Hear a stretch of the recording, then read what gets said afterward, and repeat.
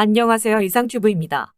반미얀마 정부 개신문인 일라와디즈는 지난 25일에 중국과 파키스탄에서 도입한 JF-17이 기술적 문제와 서방의 제재로 비행정지에 내몰리고 있다고 보도한 바 있어 아무래도 미얀마군에게 JF-17은 너무 복잡한 존재로 보입니다. 미얀마군은 2021년에 쿠데타를 일으켜 군사정권을 세우는 데 성공했습니다. 하지만 이에 반대하는 미얀마 국민들은 국민통일정부를 설립해 국민방위대라는 민병대를 조직했고 2022년 11월에 현재 국민방위대의 전력은 6만 명을 넘어섰고 미얀마 서부에 일정한 지배 지역을 갖고 있습니다. 국민방위대는 게릴라 전술과 상용 드론을 개조한 드론 공격으로 미얀마군에게 무시할 수 없는 피해를 입혔고 반대로 미얀마 군부는 민간인과 국민방위군 구분 없이 공격하고 있어 민간인에게 큰 희생이 빚어지고 있지만 우크라이나 침공의 그늘에 가려져 미얀마에 대한 국제적 관심은 그리 높지 않습니다. 따라서 현재 미얀마 국민방위대의 저항에 부딪히고 있는 미얀마 군부에게 항공기의 공중공격은 가장 믿을 만한 수단입니다. 그중 미얀마가 2018년에 파키스탄과 중국에서 도입한 JF-17은 미얀마 군부가 가장 믿고 있는 전투기입니다. 하지만 미얀마 군부의 믿음 만큼 JF-17이 활약을 펼치지 못하고 있는 것으로 보입니다.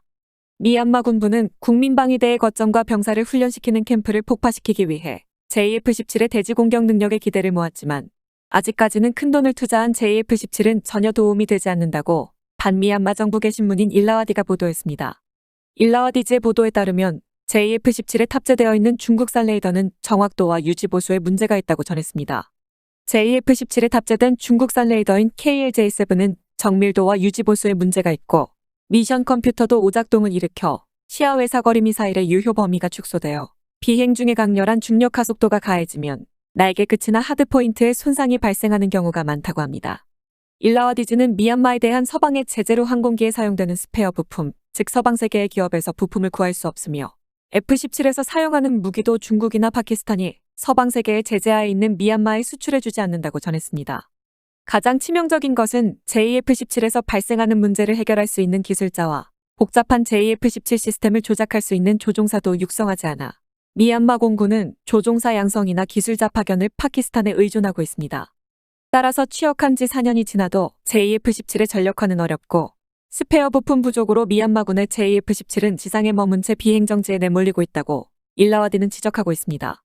하지만 현재로서는 파키스탄과 나이지리아와 같은 운용국에서 같은 문제가 언급되지 않았기 때문에 미얀마군이 고민하고 있는 문제는 JF-17의 제조나 설계에 기인한 것이 아니라 운용하는 측의 인프라 구축이나 보수체제의 미비가 원인인 것으로 보입니다. 즉 미얀마 군부가 복잡한 4.5세대기를 운용할 능력이 없는 것으로 보입니다. 덧붙여서 미얀마 군부는 JF-17이 전력화되지 않았기 때문에 다루기가 간단한 야크 130과 JLA 및 미그-29 등에 점점 의지하고 있다라고 일라와디즈는 지적하고 있습니다. 또한 미얀마 군부는 러시아로부터 수호이 30M을 발주했지만 JF-17도 운용할 수 없는 미얀마 군부가 발주가 끝난 수호이 300M을 운용할 수 있을지는 매우 의심스럽습니다. 두 번째 소식을 전해드리겠습니다. 우크라이나와 러시아 양군이 격렬하게 싸우는 바크무트 전투가 양국의 탄약과 물자를 소모하는 블랙홀이 되고 있다고 외신들이 전했습니다. 뉴욕타임스는 지난 27일에 우크라이나군과 러시아군이 치열하게 교전하는 바크무트 전투에 대해 탄약과 물자를 무한히 소모하는 블랙홀이 되었고 바크무트 전투로 인해 우선순위가 높은 작전에서 전력을 빼앗길 가능성이 있다고 지적했습니다. 바크무트 주변의 우크라이나군은 고지대에 위치한 간선도로를 따라 러시아군의 전진을 막고 있었는데 이 방어선을 완전히 뚫고 러시아군이 주변 지역인 오자리아니프카를 확보했고 쿠르드미프카도 러시아군이 막았다는 정보도 있고 심지어 쿠르드미프카 방면으로도 러시아군이 전진을 보이고 있어 바카무트나 알테모베 포위를 노리고 있을 가능성이 높습니다. 특히 흥미로운 것은 러시아군뿐만 아니라 우크라이나군도 바크무트 주변 전투에서 상당한 인적 피해를 보고 있다는 보도입니다.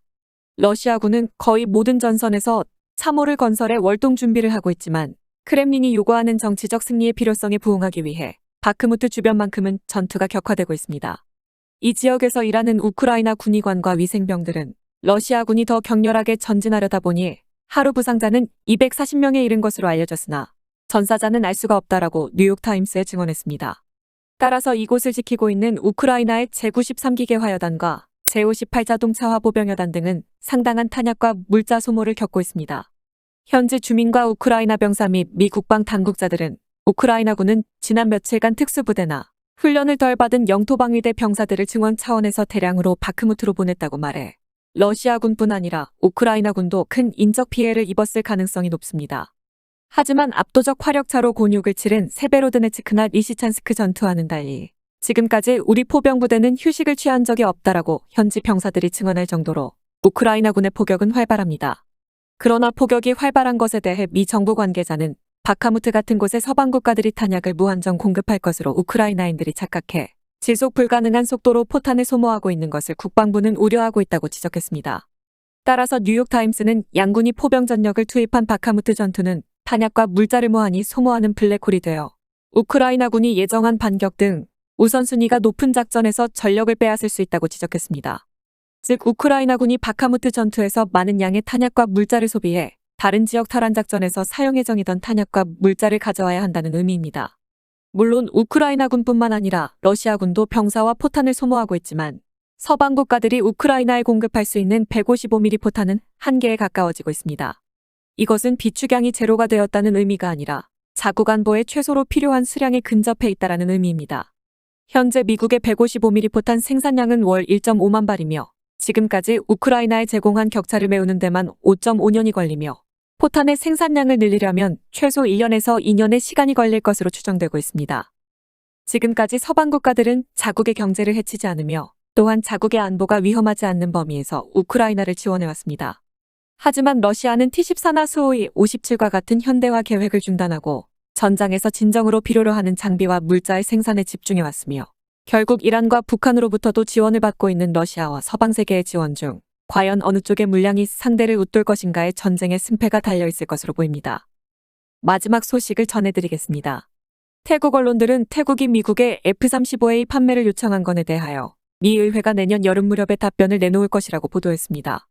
태국 하원의 예산위원회는 2023년도 예산안에 F-35A 도입 비용의 일부를 승인했으며 이에 따라 태국 공군은 공식적으로 미국의 F-35A 판매를 타진했으며 내년 여름까지 미 의회로부터 답변을 받을 것으로 알려졌습니다.